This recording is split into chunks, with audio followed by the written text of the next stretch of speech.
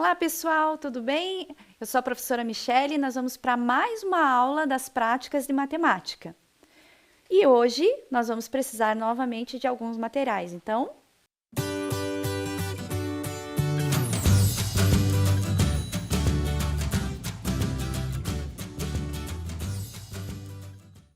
você vai precisar de materiais simples e fáceis de usar, tá?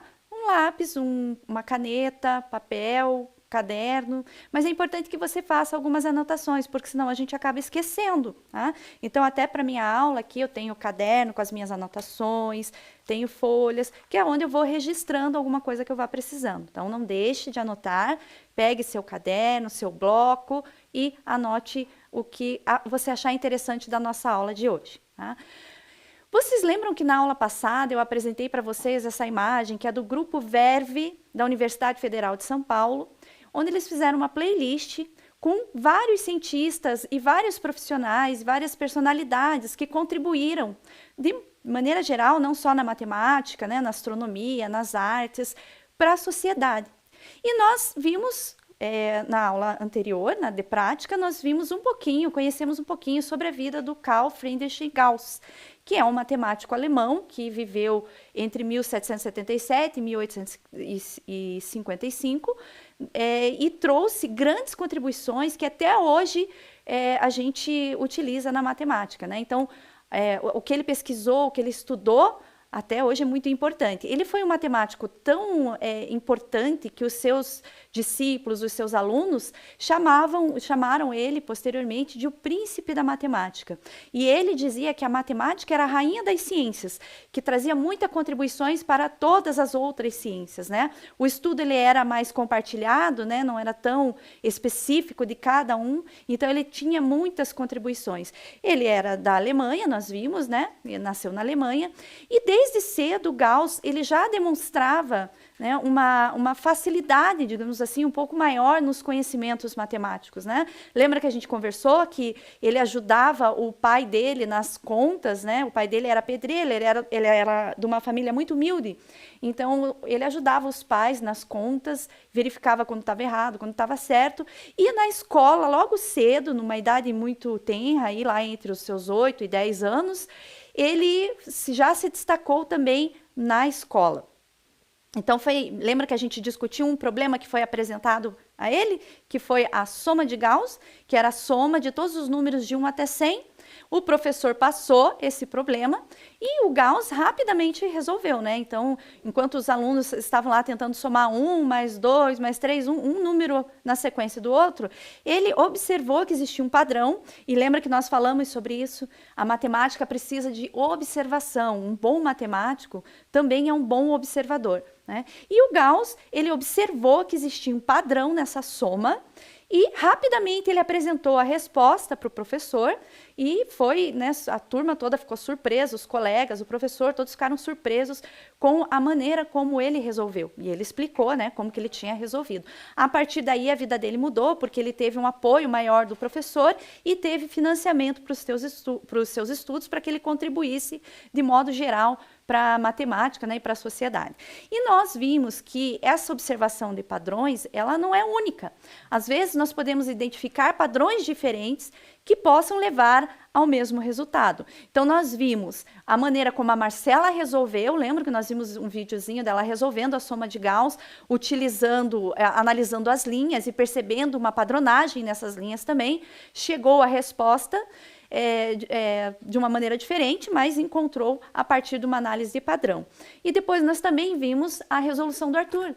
Ele também trouxe uma outra forma de resolver, mas em vez de analisar as linhas, ele analisou os padrões que existiam nas colunas da disposição numérica dos números de 1 até 100, né? E a partir disso, ele conseguiu resolver. E assim é a matemática, ela não tem uma única forma de resolução. Nós podemos encontrar outras maneiras de resolver problemas, observando atentamente, né, e tentando fazer, buscando alternativas. Como que o Gauss resolveu? Lembra que a gente viu também? Ele resolveu rapidamente porque ele observou um padrão nas extremidades dessa soma. Então, ele observou lá o que 1 mais 100 dava 101. 2 mais 99 dava 101. 3 mais 98 dava 101. E isso ia acontecendo com todos os números, né, das extremidades. Como nós tínhamos 100 números, ele viu que eram 50 somas, né? Porque você somava 2 a 2. Então, ele fez a multiplicação de 50 vezes 101, apresentou a resposta, 5.050, rapidamente, surpreendendo a todos na sala, aos colegas, ao professor, e mudando também o rumo da vida dele com o financiamento dos estudos e também o da sociedade de modo geral, porque as contribuições do Gauss para a matemática foram impressionantes. Bom, hoje nós vamos falar de outra personalidade que contribuiu com a matemática, mas também com a astronomia, com a filosofia, com muitas áreas, muito importante também, mas é muito anterior ao Gauss. Então foi bem no comecinho. Só que antes da gente falar dessa personalidade, eu trouxe uma curiosidade para vocês. Então nós vamos conhecer um pouquinho, para eu introduzir a nossa conversa sobre essa personalidade, sobre o que são asteroides.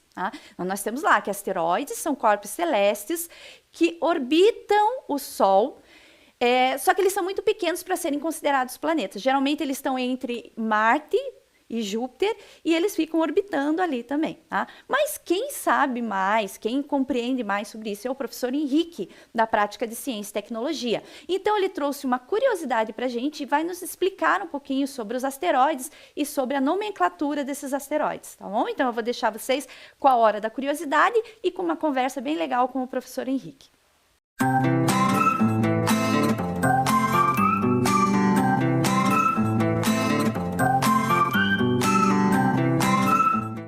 É hora da curiosidade! Olá, estudantes, tudo bem com vocês? Espero que vocês se lembrem de mim. Sou o professor Henrique, sou professor das práticas de ciência e tecnologia e hoje vim fazer uma participação especial na aula da professora Michelle. Ela me pediu uma ajudinha para ajudar a explicar para vocês, né, já que a gente já falou algumas vezes de astronomia, ajudar a explicar o que são asteroides. Pois muito bem, dizendo de um jeito simples, asteroides são rochas espaciais. São fragmentos de rocha feitos de minerais, de metais, que perambulam pelo espaço numa órbita em torno do Sol, semelhante aos planetas, no sentido de ter uma órbita em torno do Sol. Na verdade, eles são bem menores do que os planetas, né? Boa parte ali tem cerca de 1 quilômetro de diâmetro, mas tem asteroides muito maiores, tem asteroides de até 1.000 quilômetros de diâmetro. Só para você ter uma ideia, 1.000 quilômetros dá para você cruzar o estado do Paraná e sobra. Né? Do litoral do Paraná até Foz do Iguaçu, que é praticamente na fronteira, tem uns 740 quilômetros. De São Paulo a Porto Alegre, né? Ou seja, da capital de São Paulo até a capital do Rio Grande do Sul tem 1.000 e pouquinhos quilômetros, ou seja, um asteroide enorme. Esses asteroides provavelmente foram formados no Big Bang, quando tudo se formou naquela grande expansão, que a gente já falou na aula de ciência e tecnologia, num outro momento. Mas algumas pessoas acreditam que ele é resultado de um planeta que se deteriorou, né? Que meio que explodiu, deixou esses fragmentos que hoje estão vagando pelo espaço, funcionando como se fosse um planeta. E aí você pode estar me perguntando, tá, mas é a mesma coisa que meteoroide, que meteoro, que meteorito, é tudo a mesma coisa? Na verdade até é. A grande diferença entre eles é o tamanho e aonde que eles estão, né? Como eles estão se comportando. Então um asteroide é isso, né? Um corpo planetário, um corpo rochoso que tem uma órbita em torno do Sol. Se ele entrar em rota de colisão com a Terra, ele passa a ser chamado de meteoroide. Se ele de fato entrar na nossa atmosfera, o tamanho também varia um pouquinho.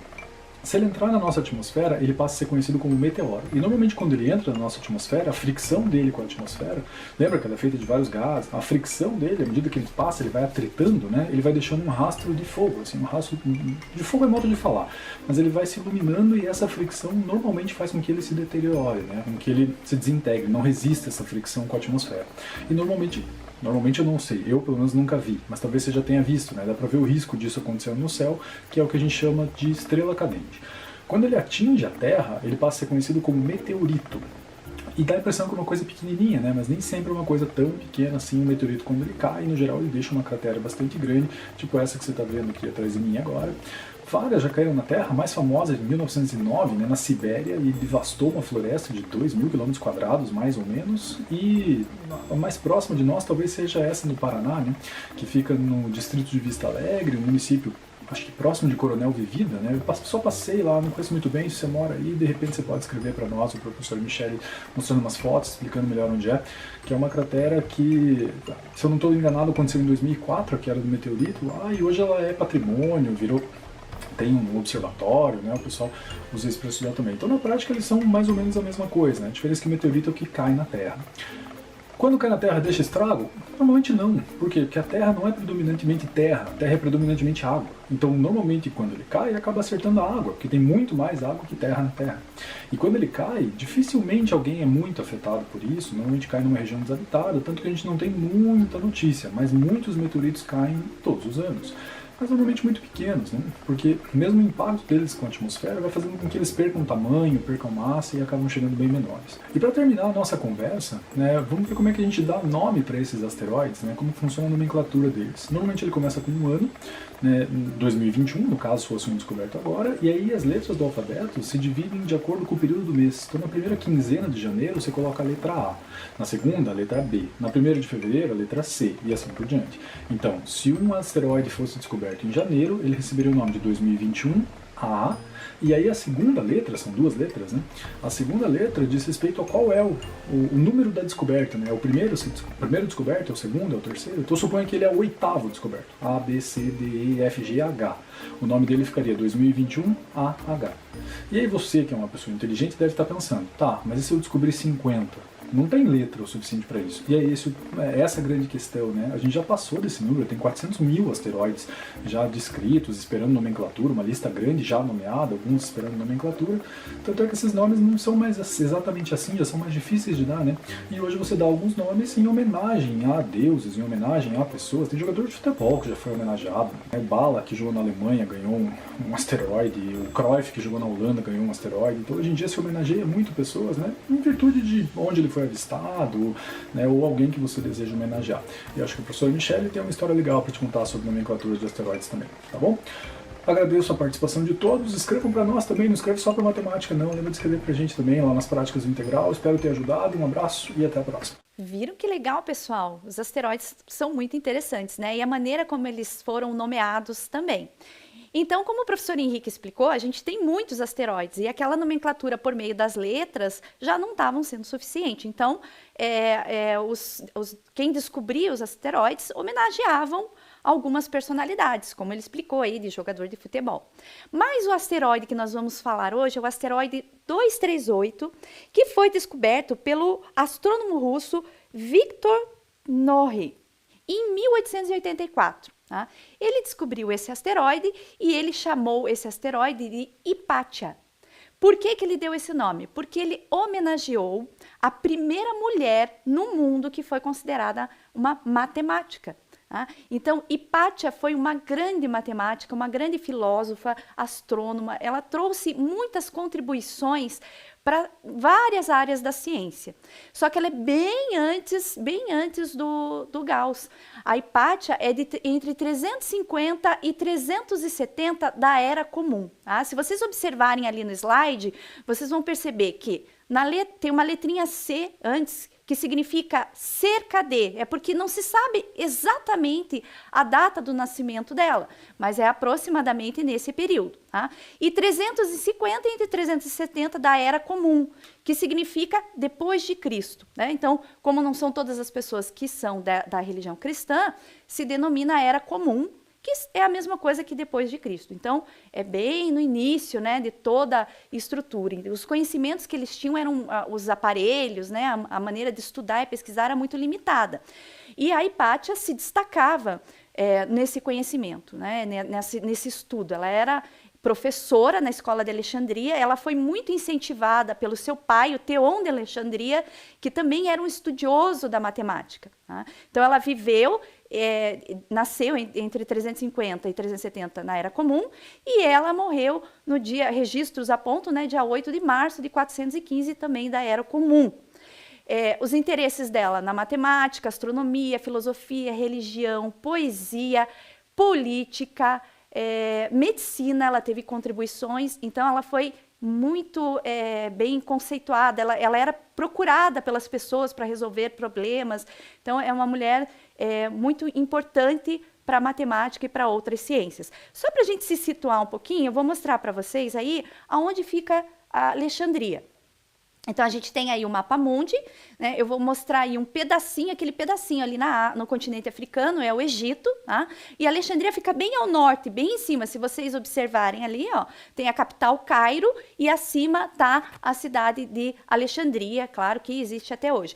Na época existiam várias cidades que eles chamavam de Alexandria, né? Por causa de Alexandre o Grande, então ele ia denominando de Alexandria, mas essa era a principal, porque ela tinha no seu interior a biblioteca de Alexandria, que era uma escola também, né? Então eles estudavam lá, geralmente os do alto, da nobreza, né?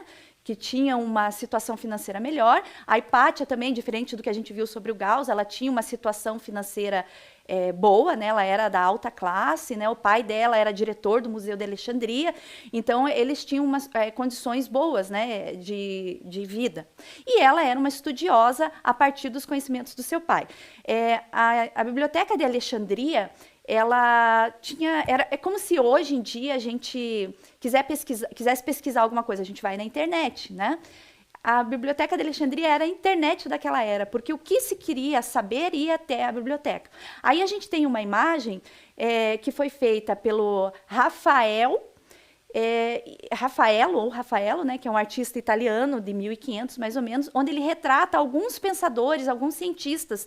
Nem todos eles são contemporâneos da mesma época, eles não viveram na mesma época, mas ele faz uma homenagem a esses cientistas. E alguns estudos apontam que essa pessoa que está em destaque aí é a figura da Hipátia. Ela era uma mulher muito bonita, ela despertou muitas paixões, mas ela nunca quis se casar. Ela teve uma vida celibatária porque ela se dedicava à filosofia, à matemática, aos estudos e à docência, né? Porque ela era professora. Então aí tem uma imagem da Hipátia, que o pintor é esse, né? O Rafael de Sanzio, ou Rafaelo, que fez esse autorretrato dele e também fez essa pintura aí da Biblioteca de Alexandria com os pensadores que ele quis homenagear, né?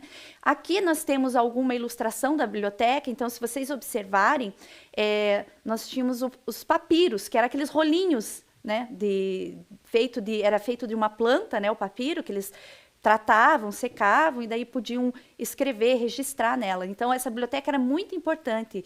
Ela teve muitas contribuições, porque os estudos ficavam lá e daí mais estudiosos participavam daquilo, pegavam aqueles estudos, melhoravam, acresciam informações. Então, era muito importante para o mundo inteiro a Biblioteca de Alexandria. E ela só não tem mais registros, a gente não tem mais informações, porque ela passou ela foi incendiada, aí depois recuperaram, mas ela foi destruída, passou por terremotos, então teve vários acontecimentos que, infelizmente, fizeram com que nós perdêssemos grande parte da história que estava registrada lá. Hoje a gente ainda existe a Biblioteca de Alexandria, mas claro, né, ela é toda informatizada, toda equipada, é bem diferente da época que a gente viu aí, que é cerca de 400 anos da Era Comum, né, ou depois de Cristo. Por conta disso, por conta dessas destruições também, que a gente não tem muitos registros direto da Hipátia, mas nós temos muitas informações que foram registradas no decorrer dos anos pelos seus alunos. Um dos seus alunos, que foi bem importante, foi o bispo Sinésio de Cirene. Tá? Então, ele foi um dos alunos dela, depois ele se formou bispo. Ela teve um dos alunos, o Oreste, também, que foi prefeito da cidade de Alexandria mais tarde. Então, ela tinha uma boa... ela trabalhava bem com as pessoas que tinham um certo poder sobre a cidade, né? Tanto que ela fazia parte do Conselho de Política, era a única mulher que tinha voz, né, no Conselho da cidade de Alexandria, por conta, né, da relação que ela tinha com o ex-aluno também, e da importância do pai dela, que sempre incentivou que ela estudasse, né, o Theon de Alexandria. Então, o bispo Sinésio, ele trocava muitas cartas com a Hipátia ou Hipácia, né? Nós podemos falar das duas formas. E, por conta desses registros, dessas cartas, que os historiadores foram descobrindo o que ela fez, né, as coisas que ela trouxe, as contribuições dela para a sociedade de modo geral. Entre essas contribuições, o bispo fala que ela teve um trabalho relacionado ao aperfeiçoamento do astrolábio, que é um instrumento para realizar medida saber a localização, né? os navios, né, se localizavam pelos astros, então eles usavam o astrolábio para saber para onde eles deveriam ir. Então ela teve contribuição no astrolábio, no hidrômetro, que é aquele que você tem em casa, vocês já viram lá, que mede o volume de água? Então também ela teve contribuição, né, na estrutura desse hidrômetro aí, isso de acordo com os historiadores. Como é muito tempo atrás e como teve muito documento destruído, existem algumas controvérsias entre as pessoas que pesquisam, né? E com o tempo, às vezes, se acha mais informações. Mas, basicamente, ela tem essas contribuições aí pelas cartas do bispo que foi aluno dela. E aí, ela também teve muitas contribuições em alguns livros escritos por outros matemáticos, né? Então, por exemplo, ela fez comentários sobre o livro do Diofanto de Alexandria. O Diofanto de Alexandria, ele é considerado para a matemática o pai da álgebra, porque ele trouxe para a matemática esses símbolos que a gente vê hoje, né? De soma, né? O símbolozinho de mais, de menos, de multiplicação, o uso de letras. Então, por isso que ele é considerado o pai da álgebra, que trata da generalização, do entendimento de fórmulas, porque ele facilitou os cálculos, porque antes era tudo escrito. Então, se eu queria escrever 10 mais 25, era tudo escrito com letras, né? Então, imagine que os problemas eram mais extensos, com mais informações, era muito complicado para resolver. E o Diofanto, ele trouxe essa facilidade a partir do uso da simbologia. É interessante sobre o Diofanto que no túmulo dele existem várias informações para você adivinhar o tempo que ele viveu, né, ou com que idade ele morreu. E dizem que foi um dos alunos dele que colocou isso lá no túmulo dele para você descobrir, né? Então, é uma coisa que a gente pode até tentar estudar numa próxima aula, e o enigma do túmulo do Diofanto, tá? Então, a Hipátia, ela trouxe contribuições e anotações aí no caderno, no livro do Diofanto de Alexandria. Vejam ali que também está cerca de 214, 298. Por que é assim? Porque também não se sabe exatamente quando foi o período, tá? Também na Era Comum. Outra contribuição importante da Hipátia foi nos livros Os Elementos de Euclides. Então, foi escrito ali antes da Era Comum, trouxe muitas contribuições. Até hoje a gente estuda a geometria euclidiana, então ele é considerado o pai da geometria, porque ele teve um grande tratado, né? Os livros, os elementos, foram muito importantes para as descobertas em relação à geometria. Então, o pai da geometria aí, o Euclides. E o pai da Hipátia era um grande estudioso do Euclides. Então, ele tem muitas considerações importantes, né, o Theon de Alexandria, no livro Elementos, e a Hipátia também, junto com ele, e sempre incentivada pelo pai, estudava muito sobre as contribuições do Euclides. Além do Euclides, ela também teve muitas contribuições no livro do Apolônio de Pérgamo, que também era um geômetra importante. Então, ela teve várias anotações e comentários, né? Que eram os comentários da Hipátia no livro do Apolônio de Pérgamo, nos Elementos de Euclides, no livro do Diofanto, que ela melhorava, aprimorava, trazia para um entendimento melhor o que eles tinham dado de contribuição durante todo esse tempo. Tá? E eu trouxe para vocês hoje um pouquinho sobre as cônicas do Apolônio de Pérgamo. Tá? Então, ele trouxe alguns nomes conhecidos, né? Elipse, hipérbole, tá? Ele que trouxe parábola, ele trouxe essa nomenclatura para as cônicas. O que seria isso? São cortes que a gente faz no cone, tá? Por isso que são seções de partes cônicas. E ele trouxe essas contribuições e a Hipátia se debruçou, estudou sobre essas seções cônicas, né? E trouxe grandes contribuições para esse estudo, que trouxeram grandes contribuições para a sociedade de modo geral. Tá? Como esse conteúdo, seções cônicas, é um conteúdo que vocês vão ver mais para frente, quando vocês estiverem no ensino médio, a gente não vai estudar matematicamente, profundamente isso, mas a gente vai observar aonde isso contribuiu na sociedade, aonde que a gente usa isso. Então, são essas as observações que nós vamos fazer, juntamente com algumas observações que a Hipátia trouxe para as cônicas, né, para as seções cônicas. Então, a gente vai olhar ali no desenho, ó, observem bem que nós temos um cone um em cima do outro e temos cortes nesses cones, certo? Que geram a hipérbole, geram a parábola, geram a circunferência e a elipse. Então eu vou mostrar aqui para vocês como que funciona essa ideia de corte, só para a gente entender um pouquinho, tá? Então vocês vão imaginar que essa pastinha aqui é um plano, tá? É um plano que está passando, cortando esse sólido, tá? Então eu tenho aqui o cone, certo? E é como se eu fosse passar um plano por ele cortando. Então, se eu pegar esse cone aqui, ó, e eu cortar ele aqui, eu passar esse plano aqui, ó, eu vou cortar, vou separar ele em duas partes, então ele está cortado por um plano, e eu vou obter essa figura aqui, ó, que é uma circunferência. Desconsiderem o que está dentro, ok, pessoal? A gente tem que considerar só o contorno, circunferência. O que está dentro desse a gente for considerar um círculo. Então, para a gente entender isso, quando eu corto, eu tenho uma circunferência, ok? Isso por quê? Porque eu fiz um corte paralelo à base, tá? Paralelo à base do cone. Se esse corte, em vez dele ser paralelo à base, eu entortar um pouquinho o plano, eu vou ter uma figura diferente, ó. Se eu entortar, em vez de eu fazer paralelo, eu entortar, eu vou ter uma figura que a gente chama de elipse. Ah, que é esse formato aqui, é como se eu achatasse um pouquinho a circunferência, né? Abaixasse ela assim, ela fica uma elipse. Aí eu tenho dois pontos de foco da elipse, diferente da circunferência, que eu só tenho um ponto de foco, certo? Então aqui eu tenho a elipse. Se esse meu corte, né? Se eu pegar esse plano e eu cortar ele também na diagonal, mas passando pela base, eu tenho uma parábola, que é esse formatozinho aqui, ó. Vamos pensar sempre só na linha, tá, pessoal? Então, eu tenho uma parábola, que é esse corte aqui. Se o meu corte do cone, ele for perpendicular à base, passando pela base, eu vou ter a hipérbole, tá? Aqui eu tenho um cone duplo, seria aqui e aqui, tá, pessoal? Eu perdi vindo para cá esse pedacinho, mas eu tenho os dois cortes que são da hipérbole. Então, ela vai estar aqui e vai estar aqui em cima também, tá? O outro pedacinho do corte.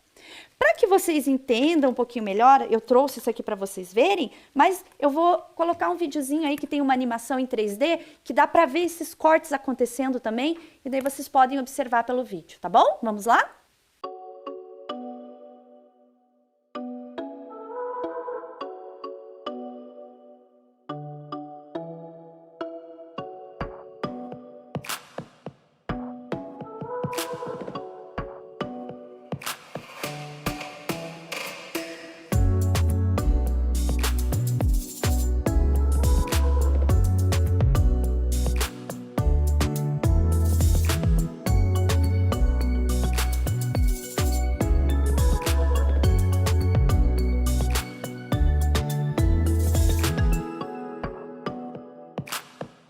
Viram que interessante, pessoal? No vídeo dá para ver também um pouquinho melhor como é que funcionam, né, esses cortes nos cones, né? Então, a Hipátia aprimorou esse conhecimento, né?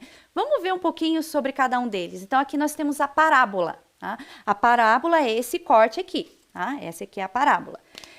Na parábola, onde que ela aparece? Onde que a gente vê isso? Qualquer objeto que você jogue, tá? Se eu for jogar uma bola, jogar um objeto, ele vai fazer esse caminho parabólico aí, ele faz uma parábola no seu caminhar. Tá? Então, por exemplo, tem ali a bola, né? Sendo chutada, ela faz uma parábola. Então, e a Hipátia, ela trabalhava muito com filosofia também, então ela dizia que a parábola representava também a vida, né? O começo, a subida para a plenitude e depois o fim. Então, era o caminhar da vida. Lembra que ela era também da filosofia, ela trazia essas discussões também para o grupo. Tá? E se a gente pegar e passar um traço nessa linha parabólica, bem no centro, como eu coloquei ali para vocês, e a gente girar essa parábola nesse traço, ela vira um sólido de revolução que a gente chama de paraboloide. Né? E aonde que a gente viu esse paraboloide? Você já deve ter escutado falar numa antena parabólica. Exatamente. Então, o paraboloide, ele serve para antena parabólica. Por quê? Porque nós temos em toda a parábola um ponto, tá? Que é o ponto de foco. E tudo que bate ali naquela parábola ali, ele volta para esse ponto de foco. Então, ele bate e volta, e assim os sinais vêm e vão. Por isso que a parábola é boa para transmissão, de som e de sinal, né, de televisão e outras coisas. Então, é isso que acontece. Por isso que tem aquele objeto ali na antena parabólica, porque é o ponto de foco onde o som, ou a imagem, ou o calor vem, bate e volta. Tem até um fogão que é nesse formato de parabólica. Daí ali onde está aquele transmissor da antena, tem um espacinho para você pôr a panela, porque o calor bate e volta nesse ponto de foco. Certo? Então, nós vamos observar um vídeo que fala um pouquinho sobre o uso, né, das parábolas no nosso dia a dia. Oi, tudo bem? Todos os dias você nos encontra aqui nesse mesmo canal, mesmo estando a poucos metros ou milhares de quilômetros longe deste estúdio de transmissão. Isso só é possível por causa daquela antena ali, ó. Você já deve ter visto alguma parecida, as antenas parabólicas. Ela capta o som e as imagens e concentra tudo em um único ponto responsável por transmitir essa aula até você. E pode até parecer um detalhe, mas é a forma dessas antenas que garante esse efeito. A curvatura parabólica que vem da parábola matemática. A parábola ela tem uma relação entre uma curva e uma reta, em que essa curva ela é cortada em 2 pontos, tendo nesse corte um vértice e também um foco. Isso é uma parábola. Ela pode também apresentar de várias outras formas, tendo como máximo, né, quando ela é invertida, para cima, e como mínimo para baixo. Aí pode-se citar alguns exemplos, como o chute de um goleiro para cima, de uma bola, um arremesso de uma bola de basquete, também uma antena parabólica. E você nem imagina, mas as parábolas estão presentes nos lugares onde a gente passa no nosso dia a dia.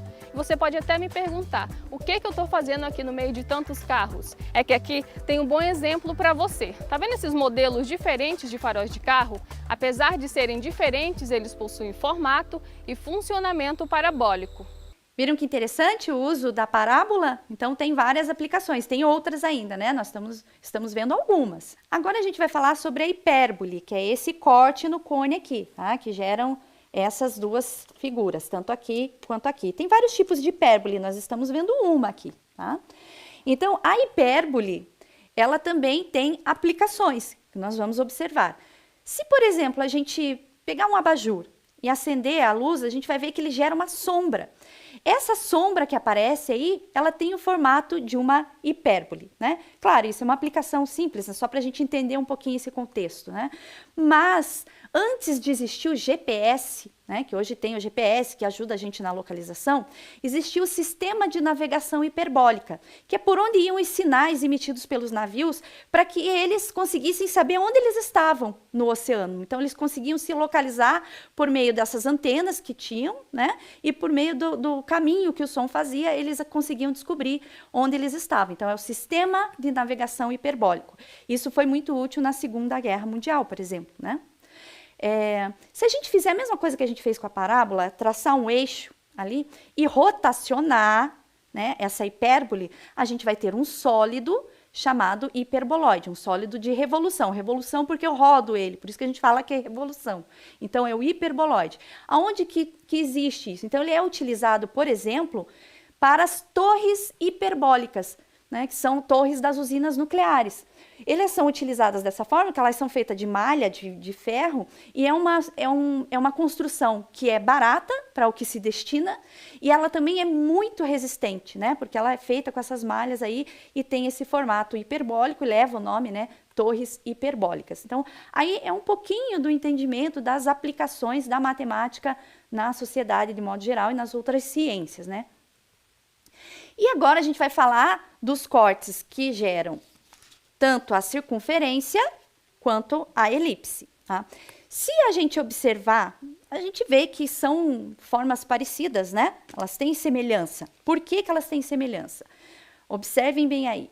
Essa imagem, ela mostra no começo a elipse e ela tem 2 focos, podem ver que tem 2 pontos, tá? Então, são 2 focos que aparecem aí. Conforme eu vou aproximando esses 2 focos, até que eles se encontrem, sejam um só, eu vou ter a circunferência. Então, a circunferência é um tipo especial de elipse, porque ela concentra os dois focos num único ponto, tá? Então, por isso a semelhança, certo? Então, se vocês observarem naquela imagem, é isso que vai acontecendo. Eu vou juntando os focos até que eles sejam só e eu vou ter a circunferência. E existem algumas propriedades interessantes na elipse em relação a esses dois focos. Mas antes da gente falar da propriedade, a gente vai falar um pouco da filosofia que a Hipátia trazia sobre isso. Ela dizia que quando nós nascíamos, nós tínhamos um único foco, um único ponto, que era a educação da nossa família, né? Do seio familiar, de onde a gente estava. Conforme a gente ia crescendo, ia fazendo parte da sociedade, indo para a escola, a nossa vida era como uma elipse, ela tinha dois focos, o familiar e o educacional, da escola, da sociedade, né? E com o tempo, conforme a gente fosse seguindo a nossa vida e saindo da vida familiar, da casa dos pais, a nossa vida virava uma parábola que daí seguia aquele caminho, né? Então, ela trazia essas discussões filosóficas aí. Então, vamos falar um pouquinho dessa propriedade da hipérbole em relação a esses dois focos que ela tem. Tá? Se eu traçar na hipérbole, é na elipse, tá? Se eu traçar na elipse um eixo e rotacionar essa elipse, eu também vou ter um sólido de revolução chamado epsiloide, tá? Que você já deve ter visto na geladeira, porque ele é muito parecido com o ovo. Então, o ovo é um epsiloide, tá? É um sólido de revolução, não é bem sólido, né? Porque dentro tem o ovo, mas para a gente entender esse formato, ele representa isso, tá? Por que isso é interessante? Se nós observarmos alguns teatros, igrejas, locais que precisam de uma boa acústica, os que têm esse formato elipsoide, podem ver aí, é um teatro que tem nos Estados Unidos, que tem esse formato elipsoide, ele é muito bom para acústica. Então, por quê? Porque um foco da elipse, tudo que eu faço num foco da elipse, ele reflete no outro. Por exemplo, o som. Se eu falar, o som bate aqui na parede, ele vai para aquele foco. Então, os teatros, às vezes, eles são organizados, eles são construídos dessa forma para eles terem uma boa acústica. Se vocês olharem na imagem ao lado do teatro, mostra, né, uma linha saindo, batendo no teto e indo para outra pessoa. Saindo, batendo no teto e indo para outra pessoa. Isso é uma propriedade, né, da elipse, do elipsoide, que faz com que o som, sempre encontre o outro foco. Existem alguns lugares no mundo que são chamados de galerias do sussurro, porque as pessoas vão estar num foco falando e o som vai lá no outro foco, uma pessoa está lá do outro lado, mas é o outro foco e o som chega lá, tá? Galerias do sussurro. Então, essa é uma propriedade importante que ajuda nas construções aí na nossa sociedade, tá? E a Hipátia também foi muito importante na astronomia, ela fazia muitas observações. Aqui trouxe uma frase interessante dela, onde ela fala que compreender as coisas que nos rodeiam é a melhor preparação para compreender o que há mais além. Então, a gente sempre tem mais conhecimento, mas a gente precisa compreender bem o que a gente está vendo para ir mais além. E como uma boa matemática, ela era uma boa observadora, ela observava muito, né? Os pensadores observavam muito para tentar compreender o que estava acontecendo. Lembrem que é 400, 500 anos, né, depois de Cristo, da Era Comum, então não tinha muita coisa, né? Eles não sabiam como é que eram os planetas, como é que funcionava. Naquela época, inclusive, a ideia era que a Terra era o centro do universo, né, que era o modelo geocêntrico do Ptolomeu, que foi muito útil para os estudos astronômicos por muitos anos, né, e que os planetas e o Sol, eles orbitavam em torno da Terra, porém, num formato circular.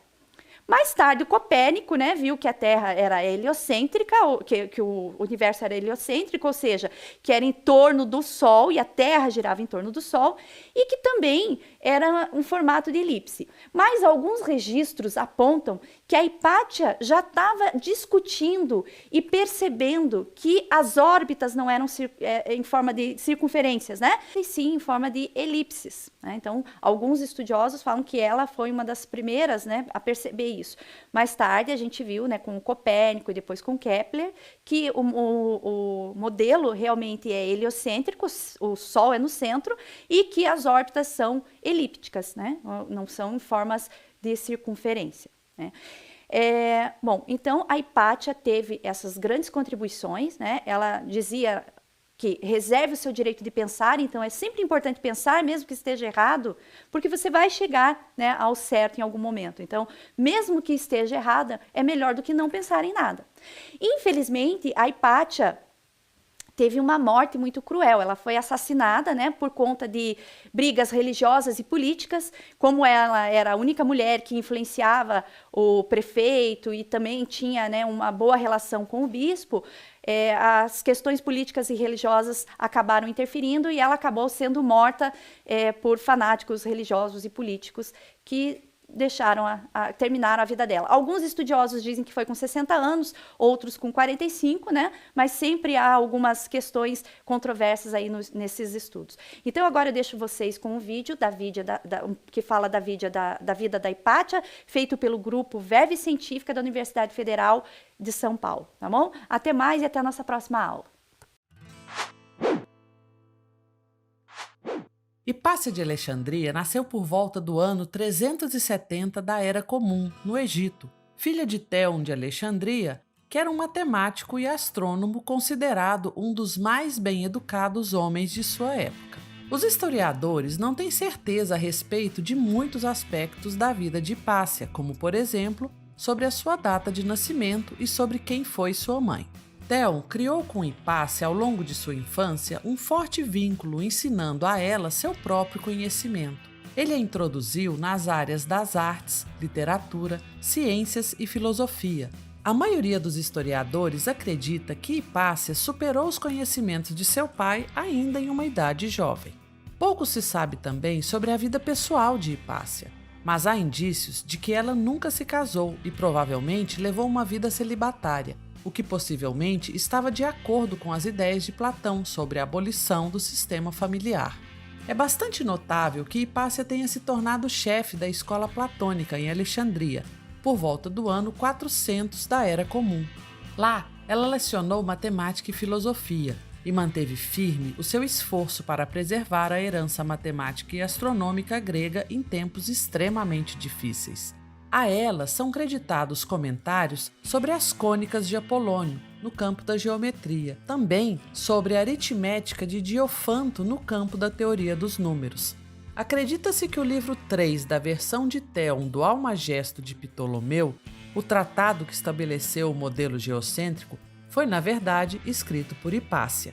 Hipácia era adepta da filosofia neoplatônica e, portanto, vista como pagã, em uma época de conflito religioso acirrado entre cristãos, judeus e pagãos. No início da década de 390, distúrbios ocorriam com frequência entre as diferentes religiões. O preconceito contra suas visões filosóficas tornou Hipácia uma pagã confessa, que era o foco de distúrbios entre cristãos e não cristãos. Em 415 da Era Comum, nas ruas de Alexandria, uma gangue de fanáticos cristãos abordou sua carruagem e a arrastou para dentro de uma igreja, onde a despiram e a espancaram até a morte. Eles então rasgaram seu corpo e o queimaram. Isso ocorreu quando Hipácia tinha por volta de 45 anos de idade. Seu assassinato a tornou um poderoso símbolo feminista e a figura de afirmação para o esforço intelectual face aos preconceitos ignorantes. Ela fez realizações intelectuais que por si só foram suficientes para merecer a preservação e o respeito de seu nome. Hipácia de Alexandria foi a maior matemática e astrônoma de sua época. A única mulher a quem tal afirmação pode ser feita, uma das últimas grandes pensadoras da Alexandria antiga e uma das primeiras mulheres a estudar e ensinar matemática, astronomia e filosofia. Gostou dessa biografia? Então ajude a divulgar esse projeto. Dê um like nesse vídeo e tenha Verve Científica. Um abraço e até a próxima!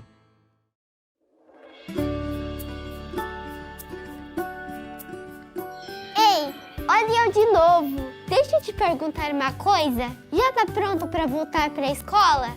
E o material? Já separou? Caderno, lápis e caneta. E a máscara? Aham, máscara. Agora ela também é uma parte obrigatória do material escolar. E tem que estar sempre, sempre, sempre com você. Você vem com ela, assiste a aula escola com ela, vai no banheiro com ela, vai pro recreio com ela. Só tem uma hora que você pode tirar. Na hora de comer ou tomar água. Mas é assim, ó. Primeiro você passa o álcool em gel na mão.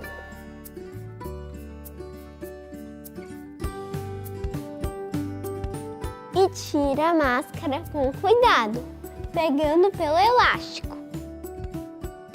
E coloque dentro de um saquinho vazio. Lembre-se de trazer de casa, hein?